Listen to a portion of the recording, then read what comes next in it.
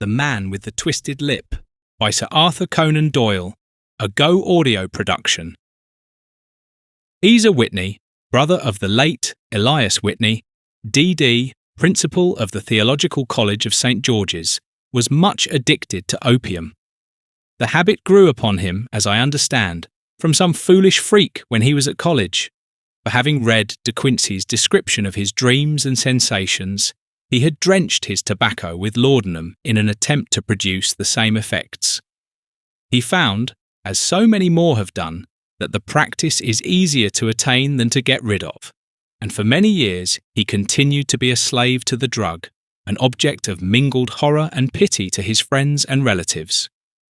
I can see him now, with yellow, pasty face, drooping lids, and pinpoint pupils, all huddled in a chair, the wreck and ruin of a noble man.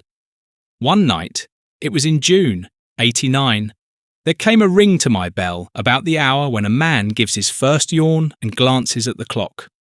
I sat up in my chair, and my wife laid her needlework down in her lap and made a little face of disappointment. "A patient," said she. "You'll have to go out." I groaned, for I was newly come back from a weary day. We heard the door open, a few hurried words, and then quick steps upon the linoleum. Our own door flew open, and a lady, clad in some dark-coloured stuff with a black veil, entered the room. "You will excuse my calling so late," she began, and then, suddenly losing her self-control, she ran forward, threw her arms about my wife's neck, and sobbed upon her shoulder. "Oh, I'm in such trouble," she cried. "I do so want a little help." "Why?" said my wife, pulling up her veil. "It is Kate Whitney. How you startled me, Kate. I had not an idea who you were when you came in. I didn't know what to do, so I came straight to you." That was always the way. Folk who were in grief came to my wife like birds to a lighthouse. "It was very sweet of you to come. Now, you must have some wine and water, and sit here comfortably and tell us all about it. Or should you rather that I sent James off to bed?" "Oh, no, no. I want the doctor's advice and help too. It's about Ezer. He has not been home for 2 days. I am so frightened about him."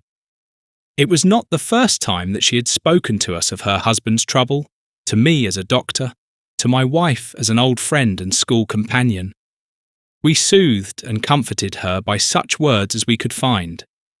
Did she know where her husband was? Was it possible that we could bring him back to her? It seems that it was. She had the surest information that of late he had, when the fit was on him, made use of an opium den in the farthest east of the city. Hitherto his orgies had always been confined to one day, and he had come back, twitching and shattered, in the evening. But now the spell had been upon him 48 hours, and he lay there, doubtless among the dregs of the docks, breathing in the poison or sleeping off the effects. There he was to be found, she was sure of it, at the Bar of Gold in Upper Swandam Lane. But what was she to do? How could she, a young and timid woman, make her way into such a place and pluck her husband out from among the ruffians who surrounded him? There was the case, and of course there was but one way out of it. Might I not escort her to this place? And then, as a second thought, why should she come at all? I was Ezer Whitney's medical adviser, and as such I had influence over him. I could manage it better if I were alone. I promised her on my word that I would send him home in a cab within 2 hours if he were indeed at the address which she had given me. And so in 10 minutes I had left my armchair and cheery sitting room behind me, and was speeding eastward in a hansom on a strange errand, as it seemed to me at the time, though the future only could show how strange it was to be. But there was no great difficulty in the first stage of my adventure. Upper Swandam Lane is a vile alley lurking behind the high wharves which line the north side of the river to the east of London Bridge. Between a slop shop and a gin shop, approached by a steep flight of steps leading down to a black gap like the mouth of a cave, I found the den of which I was in search. Ordering my cab to wait, I passed down the steps, worn hollow in the centre by the ceaseless tread of drunken feet, and by the light of a flickering oil lamp above the door, I found the latch and made my way into a long, low room, thick and heavy with the brown opium smoke, and terraced with wooden berths, like the forecastle of an emigrant ship. Through the gloom, one could dimly catch a glimpse of bodies lying in strange, fantastic poses, bowed shoulders, bent knees, heads thrown back, and chins pointing upward, with here and there a dark, lacklustre eye turned upon the newcomer. Out of the black shadows there glimmered little red circles of light, now bright, now faint, as the burning poison waxed or waned in the bowls of the metal pipes. The most lay silent, but some muttered to themselves, and others talked together in a strange, low, monotonous voice, their conversation coming in gushes and then suddenly tailing off into silence, each mumbling out his own thoughts and paying little heed to the words of his neighbour. At the farther end was a small brazier of burning charcoal, beside which, on a three-legged wooden stool, there sat a tall, thin old man, with his jaw resting upon his two fists and his elbows upon his knees, staring into the fire. As I entered, a sallow Malay attendant had hurried up with a pipe for me and a supply of the drug, beckoning me to an empty berth. "Thank you. I have not come to stay," said I. "There is a friend of mine here, Mr. Isa Whitney, and I wish to speak with him." There was a movement and an exclamation from my right, and peering through the gloom, I saw Whitney, pale, haggard, and unkempt, staring out at me. "My God, it's Watson," said he. He was in a pitiable state of reaction, with every nerve in a twitter. "I say, Watson, what o'clock is it?" "Nearly 11. "Of what day?" "Of Friday, June 19th. "Good heavens! I thought it was Wednesday." "It is Wednesday. What do you want to frighten a chap for?" He sank his face onto his arms and began to sob in a high treble key. "I tell you that it is Friday, man. Your wife has been waiting this 2 days for you. You should be ashamed of yourself." "So I am. But you've got mixed, Watson, for I have only been here a few hours. 3 pipes, 4 pipes, I forget how many. But I'll go home with you. I wouldn't frighten Kate. Poor little Kate. Give me your hand. Have you a cab?" "Yes, I have one waiting." "Then I shall go in it. But I must owe something. Find what I owe, Watson. I am all off colour. I can do nothing for myself." I walked down the narrow passage between the double row of sleepers, holding my breath to keep out the vile, stupefying fumes of the drug, and looking about for the manager. As I passed the tall man who sat by the brazier, I felt a sudden pluck at my skirt, and a low voice whispered, "Walk past me and then look back at me." The words fell quite distinctly upon my ear. I glanced down. They could only have come from the old man at my side, and yet he sat now as absorbed as ever, very thin, very wrinkled, bent with age, an opium pipe dangling down from between his knees, as though it had dropped in sheer lassitude from his fingers. I took 2 steps forward and looked back. It took all my self-control to prevent me from breaking out into a cry of astonishment. He had turned his back so that none could see him but I. His form had filled out, his wrinkles were gone, the dull eyes had regained their fire, and there, sitting by the fire and grinning at my surprise, was none other than Sherlock Holmes.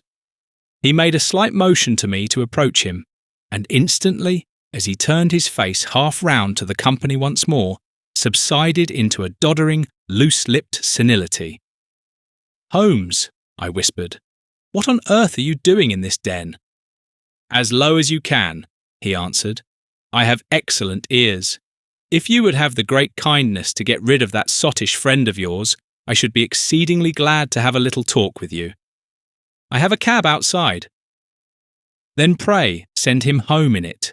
You may safely trust him, for he appears to be too limp to get into any mischief.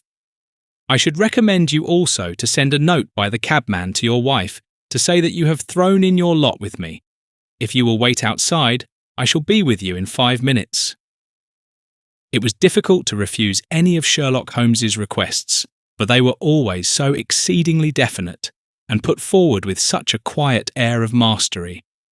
I felt, however, that when Whitney was once confined in the cab, my mission was practically accomplished, and for the rest, I could not wish anything better than to be associated with my friend in one of those singular adventures which were the normal condition of his existence.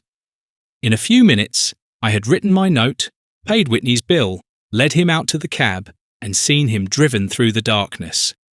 In a very short time, a decrepit figure had emerged from the opium den, and I was walking down the street with Sherlock Holmes. For 2 streets, he shuffled along with a bent back and an uncertain foot. Then, glancing quickly round, he straightened himself out and burst into a hearty fit of laughter. "I suppose, Watson," said he, "that you imagine that I have added opium smoking to cocaine injections, and all the other little weaknesses on which you have favoured me with your medical views. I was certainly surprised to find you there, but not more so than I to find you. I came to find a friend, and I to find an enemy. An enemy?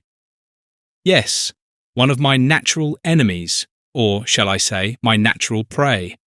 Briefly, Watson, I am in the midst of a very remarkable inquiry, and I have hoped to find a clue in the incoherent ramblings of these sots, as I have done before now. Had I been recognised in that den, my life would not have been worth an hour's purchase, for I have used it before now for my own purposes, and the rascally lascar who runs it has sworn to have vengeance upon me. There is a trap-door at the back of that building, near the corner of Paul's Wharf, which could tell some strange tales of what has passed through it upon the moonless nights." "What? You do not mean bodies?" "Aye, bodies, Watson. We should be rich men if we had £1,000 for every poor devil who has been done to death in that den. It is the vilest murder trap on the whole riverside, and I fear that Neville St. Clair has entered it never to leave it more. But our trap should be here." He put his 2 forefingers between his teeth and whistled shrilly, a signal which was answered by a similar whistle from the distance, followed shortly by the rattle of wheels and the clink of horses' hoofs. "Now, Watson," said Holmes, as a tall dog-cart dashed up through the gloom, throwing out 2 golden tunnels of yellow light from its side lanterns. "You'll come with me, won't you?" "If I can be of use." "Oh, a trusty comrade is always of use, and a chronicler still more so. My room at the Cedars is a double-bedded one." "The Cedars?" "Yes, that is Mr. St. Clair's house. I am staying there while I conduct the inquiry." "Where is it, then?" "Near Lee, in Kent. We have a 7-mile drive before us." "But I am all in the dark." "Of course you are. You'll know all about it presently. Jump up here." "All right, John. We shall not need you. Here's £half-a-crown. Look out for me tomorrow about 11. Give her head. So long, then." He flicked the horse with his whip, and we dashed away through the endless succession of sombre and deserted streets, which widened gradually until we were flying across a broad, balustraded bridge, with the murky river flowing sluggishly beneath us. Beyond lay another dull wilderness of bricks and mortar, its silence broken only by the heavy, regular footfall of the policeman, or the songs and shouts of some belated party of revellers. A dull wrack was drifting slowly across the sky, and a star or two twinkled dimly here and there through the rifts of the clouds. Holmes drove in silence, with his head sunk upon his breast, and the air of a man who is lost in thought, while I sat beside him, curious to learn what this new quest might be which seemed to tax his powers so sorely, and yet afraid to break in upon the current of his thoughts. We had driven several miles, and were beginning to get to the fringe of the belt of suburban villas, when he shook himself, shrugged his shoulders, and lit up his pipe with the air of a man who has satisfied himself that he is acting for the best. "You have a grand gift of silence, Watson," said he. "It makes you quite invaluable as a companion. 'Pon my word, it is a great thing for me to have someone to talk to, for my own thoughts are not over-pleasant. I was wondering what I should say to this dear little woman tonight when she meets me at the door. You forget that I know nothing about it. I shall just have time to tell you the facts of the case before we get to Lee. It seems absurdly simple, and yet somehow I can get nothing to go upon. There's plenty of thread, no doubt, but I can't get the end of it into my hand. Now, I'll state the case clearly and concisely to you, Watson, and maybe you can see a spark where all is dark to me. Proceed then. Some years ago, to be definite, in May 1884, there came to Lee a gentleman, Neville St. Clair by name, who appeared to have plenty of money. He took a large villa, laid out the grounds very nicely, and lived generally in good style. By degrees, he made friends in the neighbourhood, and, in 1887, he married the daughter of a local brewer, by whom he now has 2 children. He had no occupation, but was interested in several companies and went into town as a rule in the morning, returning by the 5:14 from Cannon Street every night. Mr. St. Clair is now 37 years of age, is a man of temperate habits, a good husband, a very affectionate father, and a man who is popular with all who know him. I may add that his whole debts at the present moment, as far as we have been able to ascertain, amount to £88 10s, while he has £220 standing to his credit in the Capital and Counties Bank. There is no reason, therefore, to think that money troubles have been weighing upon his mind. Last Monday, Mr. Neville St. Clair went into town rather earlier than usual, remarking before he started that he had 2 important commissions to perform, and that he would bring his little boy home a box of bricks. Now, by the merest chance, his wife received a telegram upon this same Monday, very shortly after his departure, to the effect that a small parcel of considerable value which she had been expecting was waiting for her at the offices of the Aberdeen Shipping Company. Now, if you are well up in your London, you will know that the office of the company is in Fresno Street, which branches out of Upper Swandam Lane, where you found me tonight. Mrs. St. Clair had her lunch, started for the city, did some shopping, proceeded to the company's office, got her packet, and found herself at exactly 4:35 walking through Swandam Lane on her way back to the station. Have you followed me so far? It is very clear.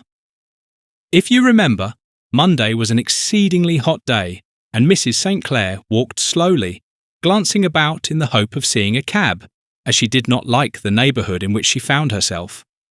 While she was walking in this way down Swandam Lane, she suddenly heard an ejaculation or cry, and was struck cold to see her husband looking down at her, and, as it seemed to her, beckoning to her from a second-floor window. The window was open, and she distinctly saw his face, which she describes as being terribly agitated.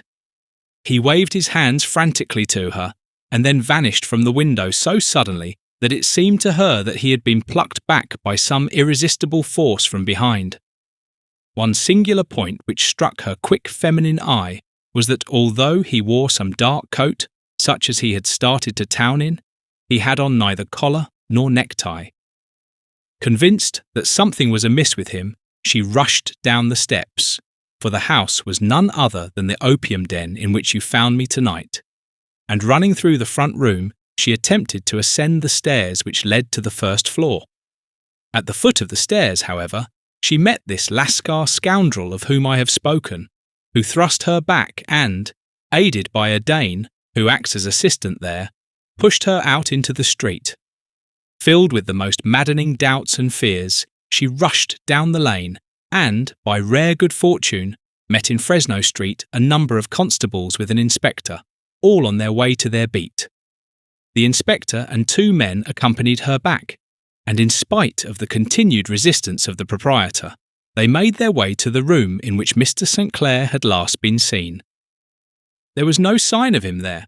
In fact, in the whole of that floor there was no one to be found, save a crippled wretch of hideous aspect, who, it seems, made his home there. Both he and the Lascar stoutly swore that no one else had been in the front room during the afternoon. So determined was their denial that the inspector was staggered, and had almost come to believe that Mrs. St. Clair had been deluded, when, with a cry, she sprang at a small deal box which lay upon the table and tore the lid from it. Out there fell a cascade of children's bricks. It was the toy which he had promised to bring home. This discovery, and the evident confusion which the cripple showed made the inspector realise that the matter was serious. The rooms were carefully examined, and results all pointed to an abominable crime. The front room was plainly furnished as a sitting room and led into a small bedroom, which looked out upon the back of one of the wharves. Between the wharf and the bedroom window is a narrow strip, which is dry at low tide, but is covered at high tide with at least 4.5 feet of water. The bedroom window was a broad one and opened from below. On examination, traces of blood were to be seen upon the windowsill, and several scattered drops were visible upon the wooden floor of the bedroom. Thrust away behind a curtain in the front room were all the clothes of Mr. Neville St. Clair, with the exception of his coat. His boots, his socks, his hat, and his watch, all were there. There were no signs of violence upon any of these garments, and there were no other traces of Mr. Neville St. Clair. Out of the window he must apparently have gone, for no other exit could be discovered, and the ominous bloodstains upon the sill gave little promise that he could save himself by swimming, for the tide was at its very highest at the moment of the tragedy. And now, as to the villains who seemed to be immediately implicated in the matter. The Lascar was known to be a man of the vilest antecedents, but as, by Mrs. St. Clair's story, he was known to have been at the foot of the stair within a very few seconds of her husband's appearance at the window, he could hardly have been more than an accessory to the crime. His defence was one of absolute ignorance, and he protested that he had no knowledge as to the doings of Hugh Boone, his lodger, and that he could not account in any way for the presence of the missing gentleman's clothes. So much for the Lascar manager. Now for the sinister cripple who lives upon the second floor of the opium den, and who was certainly the last human being whose eyes rested upon Neville St. Clair. His name is Hugh Boone, and his hideous face is one which is familiar to every man who goes much to the city. He is a professional beggar, though, in order to avoid the police regulations, he pretends to a small trade in wax vestas. Some little distance down Threadneedle Street, upon the left-hand side, there is, as you may have remarked, a small angle in the wall. Here it is that this creature takes his daily seat, cross-legged with his tiny stock of matches on his lap, and, as he is a piteous spectacle, a small rain of charity descends into the greasy leather cap which lies upon the pavement beside him. I have watched the fellow more than once before ever I thought of making his professional acquaintance, and I have been surprised at the harvest which he has reaped in a short time. His appearance, you see, is so remarkable that no one can pass him without observing him. A shock of orange hair, a pale face disfigured by a horrible scar, which, by its contraction, has turned up the outer edge of his upper lip, a bulldog chin, and a pair of very penetrating dark eyes, which present a singular contrast to the colour of his hair, all mark him out from amid the common crowd of mendicants. And so, too, does his wit, for he is ever ready with a reply to any piece of chaff which may be thrown at him by the passers-by. This is the man whom we now learn to have been the lodger at the opium den, and to have been the last man to see the gentleman of whom we are in quest.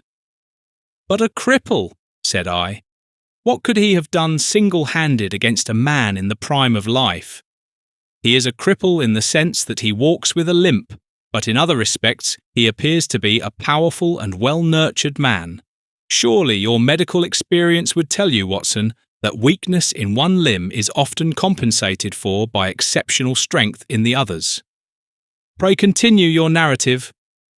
Mrs. St. Clair had fainted at the sight of the blood upon the window, and she was escorted home in a cab by the police, as her presence could be of no help to them in their investigations. Inspector Barton, who had charge of the case, made a very careful examination of the premises, but without finding anything which threw any light upon the matter. One mistake had been made in not arresting Boone instantly, as he was allowed some few minutes during which he might have communicated with his friend the Lascar, but this fault was soon remedied, and he was seized and searched, without anything being found which could incriminate him. There were, it is true, some bloodstains upon his right shirt-sleeve, but he pointed to his ring finger, which had been cut near the nail, and explained that the bleeding came from there, adding that he had been to the window not long before, and that the stains which had been observed there came doubtless from the same source.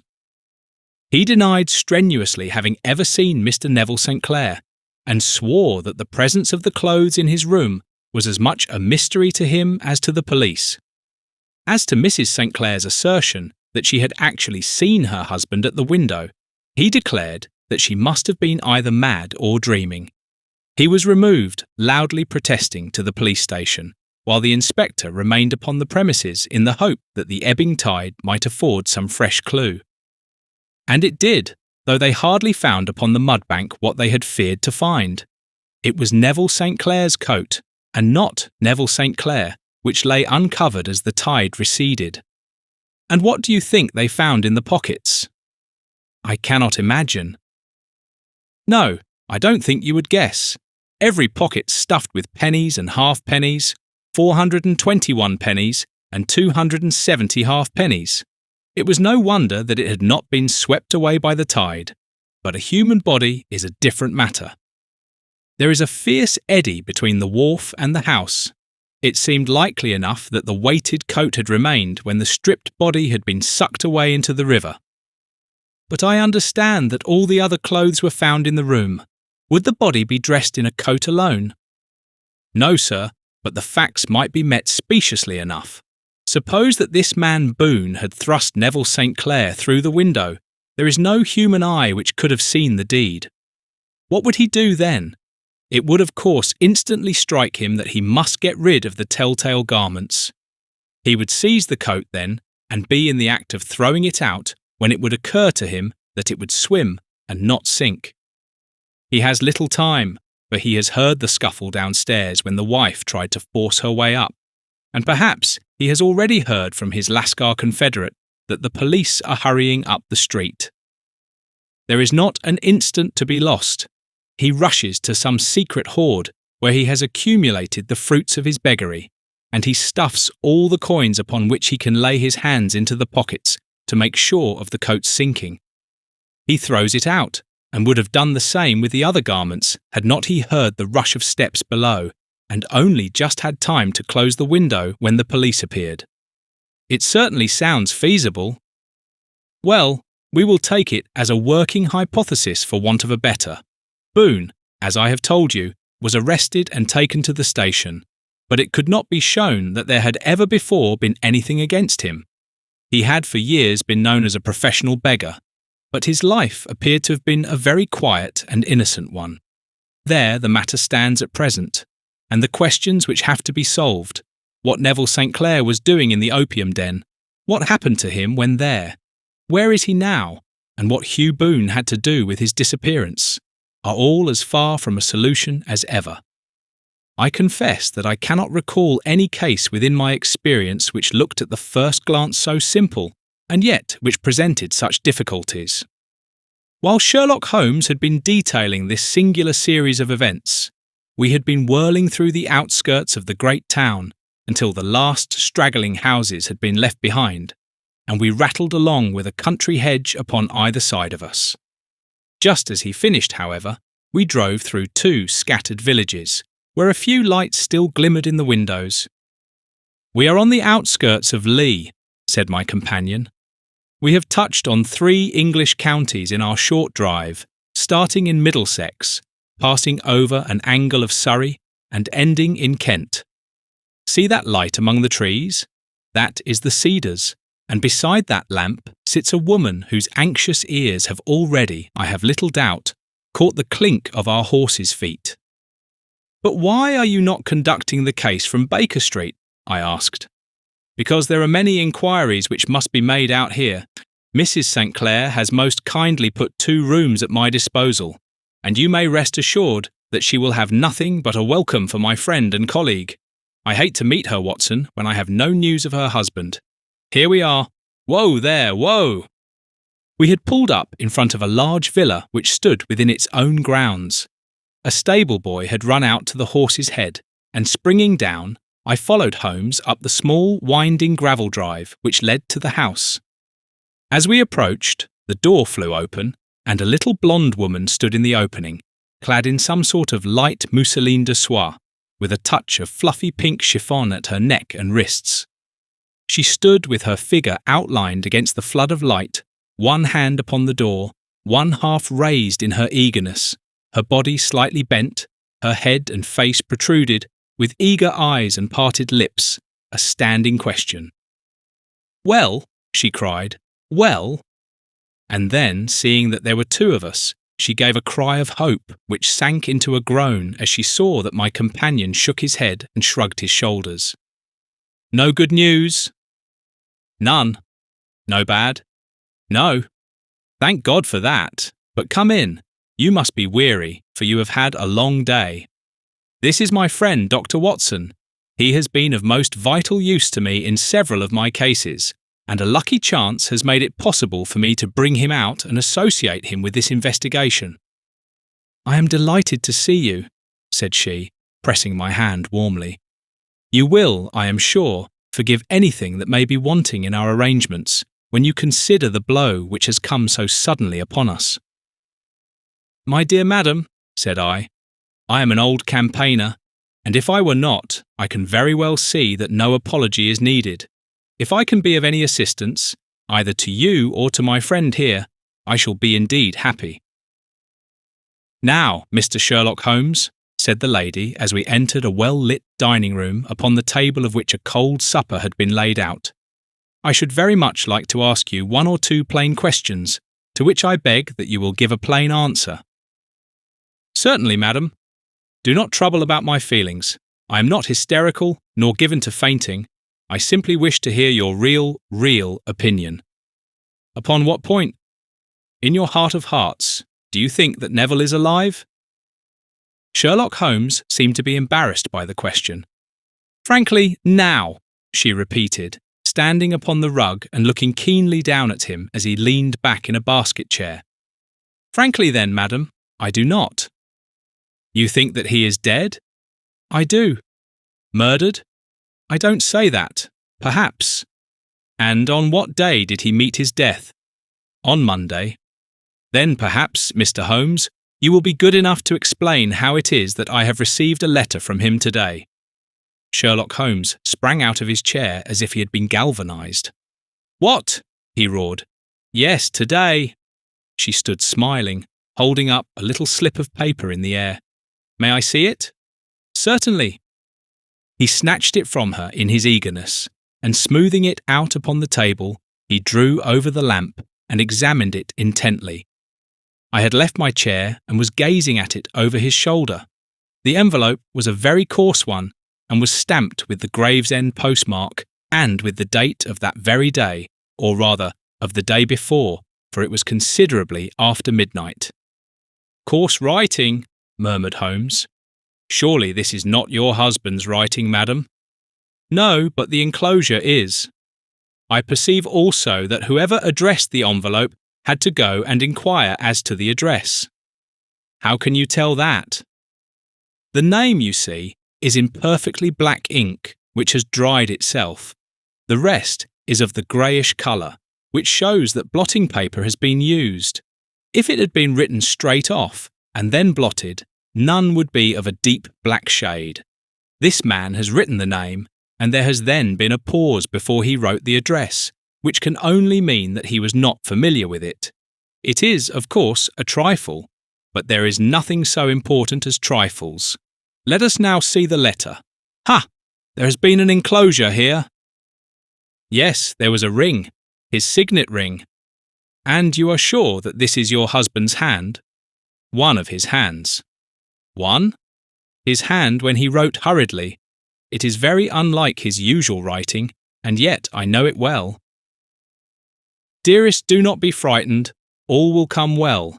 There is a huge error which it may take some little time to rectify. Wait in patience. Neville." Written in pencil upon the fly-leaf of a book, octavo size, no watermark. Posted today in Gravesend by a man with a dirty thumb. Ha! And the flap has been gummed, if I am not very much in error, by a person who had been chewing tobacco, and you have no doubt that it is your husband's hand, madam?" "None. Neville wrote those words." "And they were posted today at Gravesend?" Well, Mrs. St. Clair, the clouds lighten, though I should not venture to say that the danger is over. But he must be alive, Mr. Holmes. Unless this is a clever forgery to put us on the wrong scent, the ring, after all, proves nothing. It may have been taken from him. No, it is. It is his very own writing. Very well. It may, however, have been written on Monday and only posted today. That is possible. If so, much may have happened between. Oh, you must not discourage me, Mr. Holmes. I know that all is well with him. There is so keen a sympathy between us that I should know if evil came upon him. On the very day that I saw him last, he cut himself in the bedroom, and yet I, in the dining room, rushed upstairs instantly with the utmost certainty that something had happened. Do you think that I would respond to such a trifle, and yet be ignorant of his death? I have seen too much not to know that the impression of a woman may be more valuable than the conclusion of an analytical reasoner. And in this letter, you certainly have a very strong piece of evidence to corroborate your view. But if your husband is alive and able to write letters, why should he remain away from you? I cannot imagine. It is unthinkable. And on Monday he made no remarks before leaving you? No. And you were surprised to see him in Swandam Lane? Very much so. Was the window open? Yes. Then he might have called to you? He might. He only, as I understand, gave an inarticulate cry? Yes. A call for help, you thought? Yes. He waved his hands. But it might have been a cry of surprise.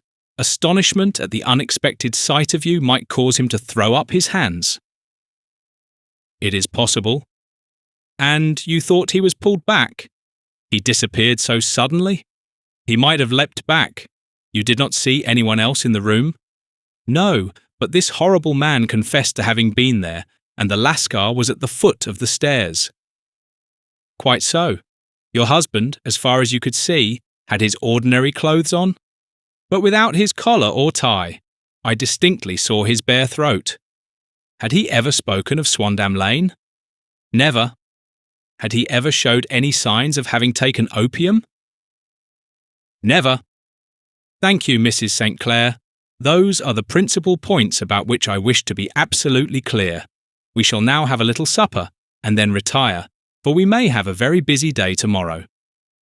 A large and comfortable double-bedded room had been placed at our disposal, and I was quickly between the sheets, for I was weary after my night of adventure. Sherlock Holmes was a man, however, who, when he had an unsolved problem upon his mind, would go for days, and even for a week, without rest, turning it over, rearranging his facts, looking at it from every point of view until he had either fathomed it or convinced himself that his data were insufficient. It was soon evident to me that he was now preparing for an all-night sitting. He took off his coat and waistcoat, put on a large blue dressing gown, and then wandered about the room collecting pillows from his bed and cushions from the sofa and armchairs. With these, he constructed a sort of Eastern divan, upon which he perched himself cross-legged, with an ounce of shag tobacco and a box of matches laid out in front of him. In the dim light of the lamp, I saw him sitting there, an old briar pipe between his lips, his eyes fixed vacantly upon the corner of the ceiling, the blue smoke curling up from him, silent, motionless, with the light shining upon his strong-set aquiline features. So he sat as I dropped off to sleep, and so he sat when a sudden ejaculation caused me to wake up, and I found the summer sun shining into the apartment.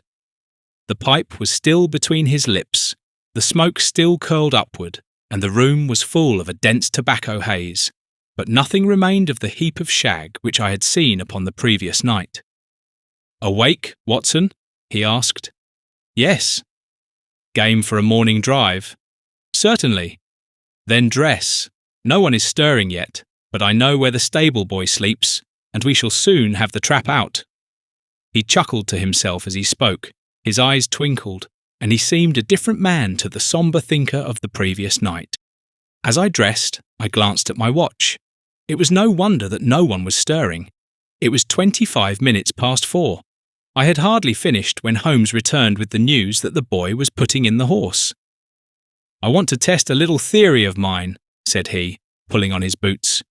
"I think, Watson, that you are now standing in the presence of one of the most absolute fools in Europe.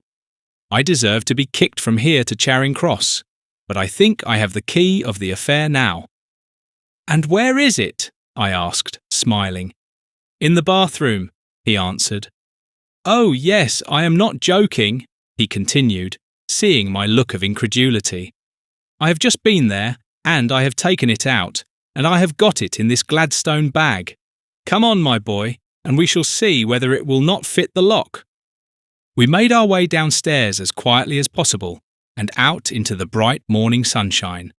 In the road stood our horse and trap, with the half-clad stable boy waiting at the head. We both sprang in, and away we dashed down the London road. A few country carts were stirring, bearing in vegetables to the metropolis, but the lines of villas on either side were as silent and lifeless as some city in a dream. "It has been in some points a singular case," said Holmes, flicking the horse on into a gallop. "I confess that I have been as blind as a mole, but it is better to learn wisdom late than never to learn it at all." In town, the earliest risers were just beginning to look sleepily from their windows as we drove through the streets of the Surrey side. Passing down the Waterloo Bridge Road, we crossed over the river, and dashing up Wellington Street, wheeled sharply to the right and found ourselves in Bow Street. Sherlock Holmes was well known to the force, and the two constables at the door saluted him. One of them held the horse's head, while the other led us in. "Who is on duty?" asked Holmes. "Inspector Bradstreet, sir." "Ah, Bradstreet, how are you?" A tall, stout official had come down the stone-flagged passage in a peaked cap and frogged jacket. "I wish to have a quiet word with you, Bradstreet." "Certainly, Mr. Holmes. Step into my room here." It was a small, office-like room with a huge ledger upon the table and a telephone projecting from the wall. The inspector sat down at his desk. "What can I do for you, Mr. Holmes?" "I called about that beggarman Boone, the one who was charged with being concerned in the disappearance of Mr. Neville St. Clair of Lee." "Yes. He was brought up and remanded for further inquiries." "So I heard. You have him here?" "In the cells." "Is he quiet?" "Oh, he gives no trouble, but he is a dirty scoundrel." "Dirty?" "Yes, it is all we can do to make him wash his hands, and his face is as black as a tinker's. Well, when once his case has been settled, he will have a regular prison bath, and I think, if you saw him, you would agree with me that he needed it." "I should like to see him very much." "Would you? That is easily done. Come this way. You can leave your bag." "No, I think that I'll take it." "Very good. Come this way, if you please." He led us down a passage, opened a barred door, passed down a winding stair, and brought us to a whitewashed corridor with a line of doors on each side. "The third on the right is his," said the inspector. "Here it is." He quietly shot back a panel in the upper part of the door and glanced through. "He is asleep," said he. "You can see him very well." We both put our eyes to the grating. The prisoner lay with his face towards us, in a very deep sleep, breathing slowly and heavily. He was a middle-sized man, coarsely clad, as became his calling, with a coloured shirt protruding through the rent in his tattered coat. He was, as the inspector had said, extremely dirty, but the grime which covered his face could not conceal its repulsive ugliness. A broad wheal from an old scar ran right across it from eye to chin, and by its contraction had turned up one side of the upper lip, so that 3 teeth were exposed in a perpetual snarl. A shock of very bright red hair grew low over his eyes and forehead. "He's a beauty, isn't he?" said the inspector. "He certainly needs a wash," remarked Holmes. "I had an idea that he might, and I took the liberty of bringing the tools with me."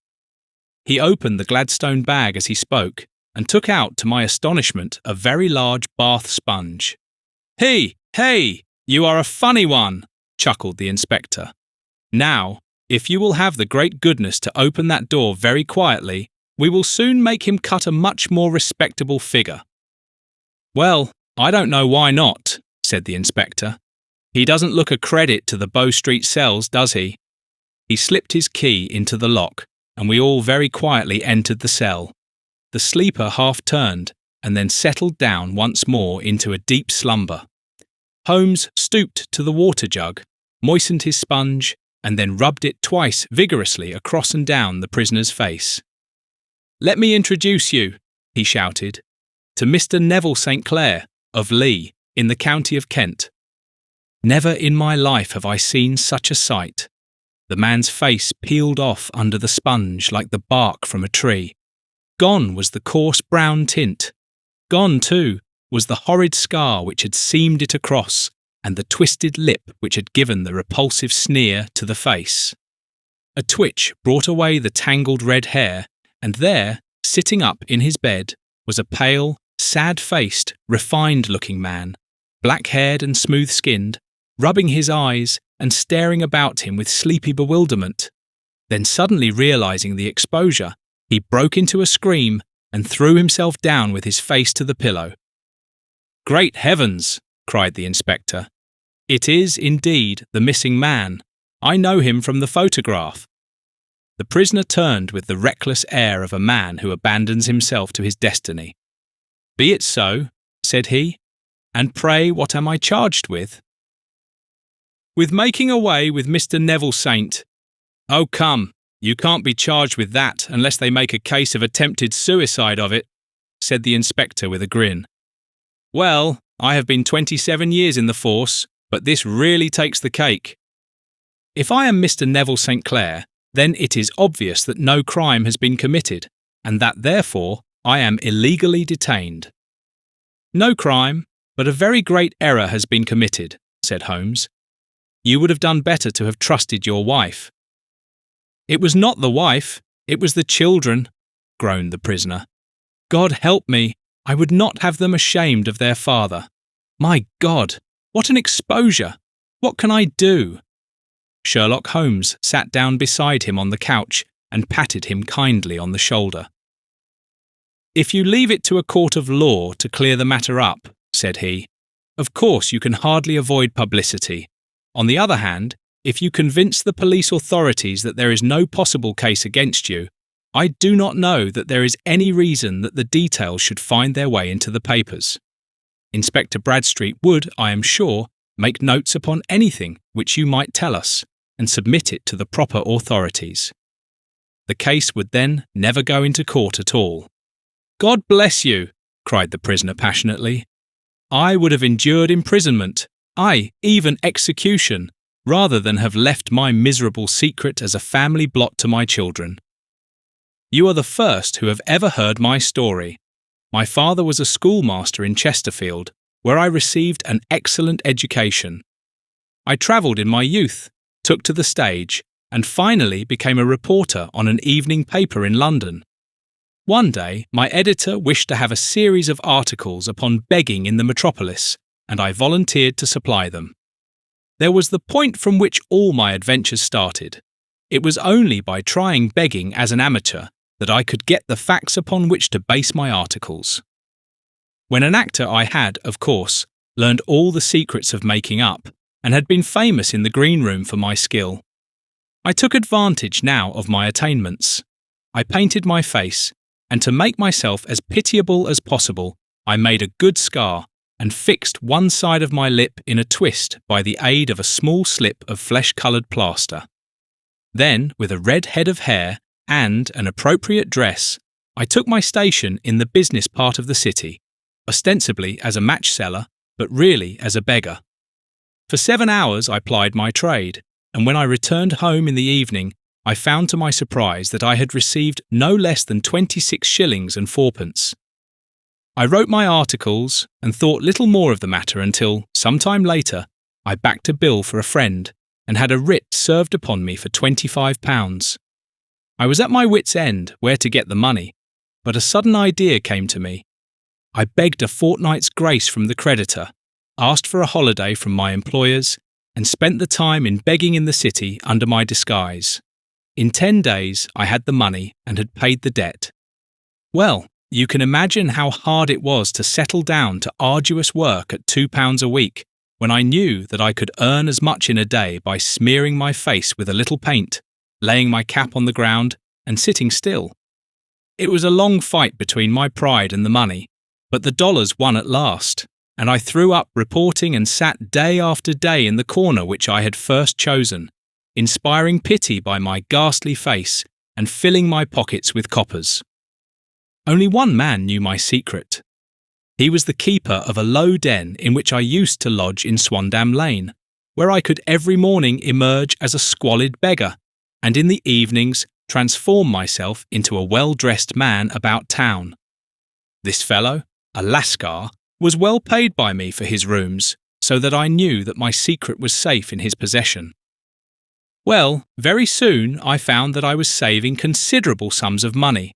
I do not mean that any beggar in the streets of London could earn £700 a year, which is less than my average takings, but I had exceptional advantages in my power of making up, and also in a facility of repartee, which improved by practice and made me quite a recognised character in the city. All day a stream of pennies, varied by silver, poured in upon me, and it was a very bad day in which I failed to take £2. As I grew richer, I grew more ambitious, took a house in the country, and eventually married, without anyone having a suspicion as to my real occupation. My dear wife knew that I had business in the city. She little knew what. Last Monday, I had finished for the day and was dressing in my room above the opium den when I looked out of my window and saw, to my horror and astonishment, that my wife was standing in the street with her eyes fixed full upon me. I gave a cry of surprise, threw up my arms to cover my face, and, rushing to my confidant the Lascar, entreated him to prevent anyone from coming up to me. I heard her voice downstairs, but I knew that she could not ascend. Swiftly I threw off my clothes, pulled on those of a beggar, and put on my pigments and wig. Even a wife's eyes could not pierce so complete a disguise.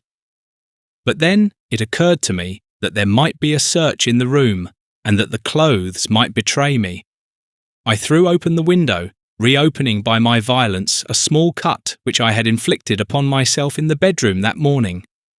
Then I seized my coat, which was weighted by the coppers which I had just transferred to it from the leather bag in which I carried my takings. I hurled it out of the window, and it disappeared into the Thames. The other clothes would have followed, but at that moment there was a rush of constables up the stair, and a few minutes after, I found, rather, I confess to my relief, that instead of being identified as Mr. Neville St. Clair, I was arrested as his murderer. I do not know that there is anything else for me to explain. I was determined to preserve my disguise as long as possible, and hence my preference for a dirty face. Knowing that my wife would be terribly anxious, I slipped off my ring and confided it to the Lascar at a moment when no constable was watching me, together with a hurried scrawl telling her that she had no cause to fear. "That note only reached her yesterday," said Holmes. "Good God, what a week she must have spent." "The police have watched this Lascar," said Inspector Bradstreet, "and I can quite understand that he might find it difficult to post a letter unobserved. Probably he handed it to some sailor customer of his who forgot all about it for some days." "That was it," said Holmes, nodding approvingly. "I have no doubt of it. But have you never been prosecuted for begging?" "Many times, but what was a fine to me?" "It must stop here, however," said Bradstreet. "If the police are to hush this thing up, there must be no more of Hugh Boone. I have sworn it by the most solemn oaths which a man can take. In that case, I think that it is probable that no further steps may be taken, but if you are found again, then all must come out. I am sure, Mr. Holmes, that we are very much indebted to you for having cleared the matter up. I wish I knew how you reach your results." "I reach this one," said my friend, "by sitting upon 5 pillows and consuming an ounce of shag. I think, Watson, that if we drive to Baker Street, we shall just be in time for breakfast." You were listening to The Adventures of Sherlock Holmes, Chapter 6, The Man with the Twisted Lip. by Sir Arthur Conan Doyle, a Go audio production.